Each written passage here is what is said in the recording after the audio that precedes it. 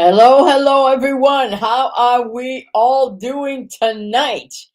I hope you had a wonderful week and that you are ready for a brand new week because you know what? We never know what's going to happen in the new week, right?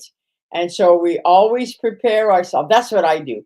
I prepare myself for the new week on Sunday. And if you regularly follow me, you will know that I do that. If I say that quite often.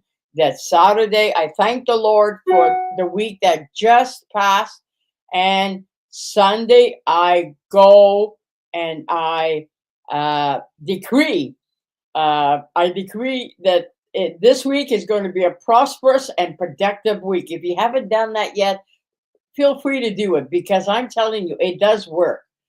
When you decree right at the beginning of your week that it's going to be a good week, it is a good week. Okay, I got one commercial. Are you ready? Here we go. Prophetic, prophetics arise. Prophets arise. Sorry, prophets arise. This is our first conference this year. We're going to have another one in November, and the other one will be with Samuel. But this one here is going to be awesome because it's a Mother's Day weekend. We have a luncheon. Well, it's a brunch on Saturday morning, and if you go to our website to www.restoringhopetocities.com and you go on there and you'll see that it's a free registration for the conference, but for the luncheon, for the brunch, you have to pay. Okay. So I would get on that right away if I was you, because we only can hold 80 people for the luncheon. For the conference, we can hold 150. But I would get on right away. Go to www.restoringhopetocities.com and you'll see the poster on there, and it'll take you to where you're supposed to register. It's a free registration, and a free registration, and but the lunch, I don't know why I want to call it a luncheon because it's not. It's a brunch. It'll start at 10 in the morning, the brunch. And Stacy will be speaking. I will be speaking, and Charlie will be speaking on Saturday morning for the brunch. But the evening session, it will be the evening session. Okay, May the 8th will be probably Charlie, and the 9th and 10th will be Stacy. And Saturday morning will be myself, Stacy, and Charlie. So go right there, right to the website right away, and sign up for the brunch because it's going to be an awesome weekend. The flyers are going to be coming out. I'm going to be putting it in different stores like the House of James and a couple of churches. So, but when you see it on your Facebook, when it comes up on your page, please share it, because the more people you share, the more people will know about it, and they're not going to want to miss out. Okay, okay, so that's good enough for now. Okay, I have something good tonight to share. And well, every night is good, every week is good, but sometimes I think some weeks are better than others, right? Uh, okay, and here we go. Let's give our family and friends and co-workers the gift of freedom. And you might say, what are you talking about, Shirley? Well, here we go. I told you it would be good. And it's found, let's look at Jeremiah 34:15 and NIV. By the way, I'm in and I'm reading the books of Jeremiah, and the book of Jeremiah, and it's got so many chapters in that book, in that book. Man. Okay, here we go. 34:15. You ready? I gotta find recently. Now he's talking to the people. Recently, you repented and did what was right, following my commandment. You freed. Now listen to this. You freed your slaves and made solemn covenant with me in the temple that bears my name. But now you have Shrugged off your oath and defile my name by taking back the men and women you had freed, forcing them to be slaves once again. And we all know that Jesus came to set us free so that we would have choices to make. And but I want us to be very, very aware that when people get set free, if we're not careful, we can put them right back in bondage again. And just listen to me, okay? It's talking about you repent for taking them into slavery, and after a while, you brought them back into slavery. If we are not careful, we will do the same with the people we are involved with. We'll will set them free and then bring them back into bondage. And you say, well, how do I do that? By condemning them for what they have done.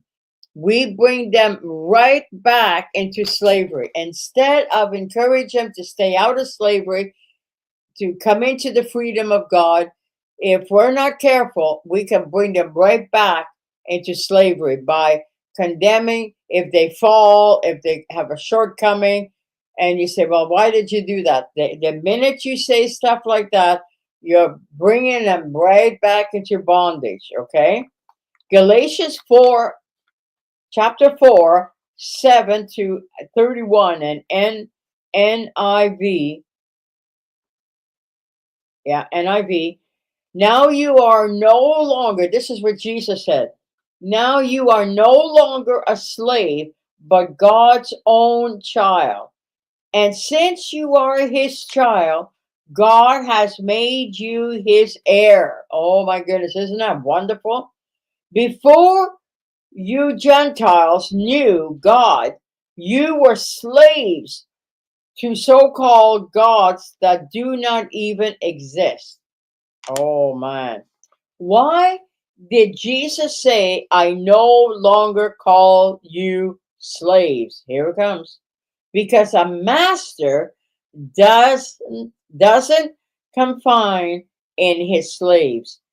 We are his friends. When we become his child by accepting his son Jesus as our personal savior, then we become his friend. That's the only way we can become God's friend is by accepting Jesus, accepting God's son, Jesus. And once we become a Christian, once we accept Jesus, then we are called God's friend. And before that, we are our slave. Okay. Now it's up to us to encourage the people that are weak. If you are weak tonight, get around people that are strong so that they can encourage you and so that you don't go back into slavery. Okay? Because you don't want to go back into bondage. And so you need to hang around people that are victorious, will speak the right thing, will use their mouth for the right thing. If you're hanging around people that are always negative and they're talking bad about other people, cut it out, cut it off, because that will put you right back into bondage. And I tell you, I stay away from that because I will not be brought back into bondage. What God has set me free, I am free indeed. And the way you stay free is watch who you hang around with, get into the word, and do what the word says, and just do it, and don't hang around negative people. Okay? Okay, if people that we are involved with, let's not bring them into slavery. Let's help people to keep them out of slavery or bondage. And that will take wisdom. This is what you need from the Lord. Nobody can do it for you, and nobody can do it for you. God is the only one that can help you to stay out of the bondage. Okay, are you ready? Okay, to keep them out of slavery or bondage, and that will take wisdom and the word and patience. They might want to go back into bondage. That's where we come into the picture by encouraging them and give them grace. You got to give people grace. If they've just come out of bondage, you got to give people grace. If they've been set free from certain areas in their life, and they haven't fully learned how to stand on their own 2 feet, and they fall and they go back into bondage, it's this is where we come in. Okay, be encouraged, encourage them and give them grace, and just keep believing God is working with them.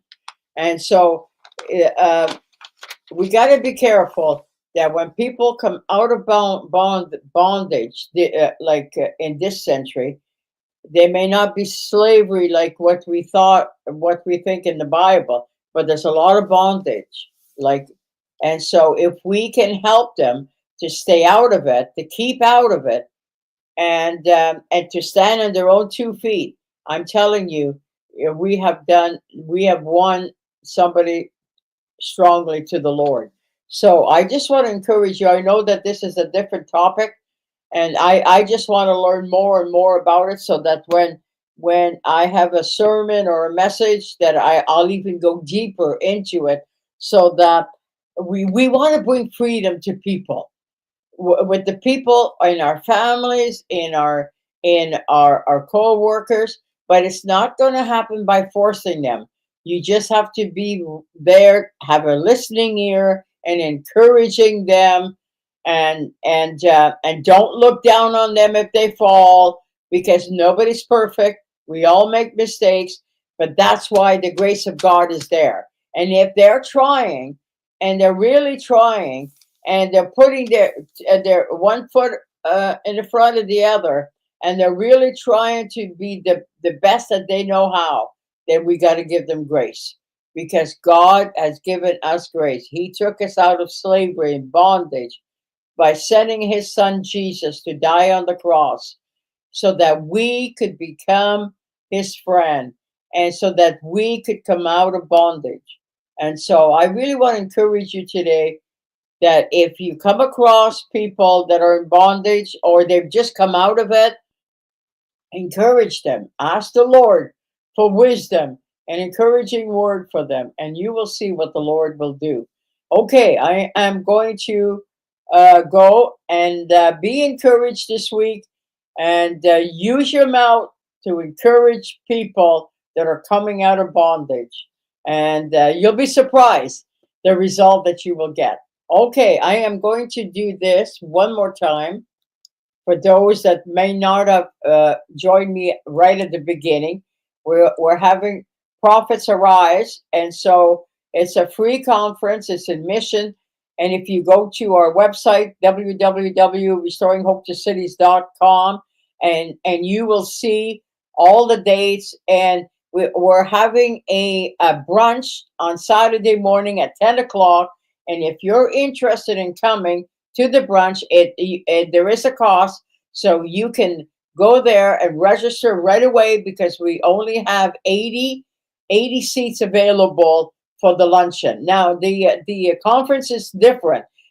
We can put 150 people. So if you're interested in coming to the brunch, please go fast to the website and put your name in, and register. And so Charlie, Stacy, and myself will be speaking Saturday morning at this brunch.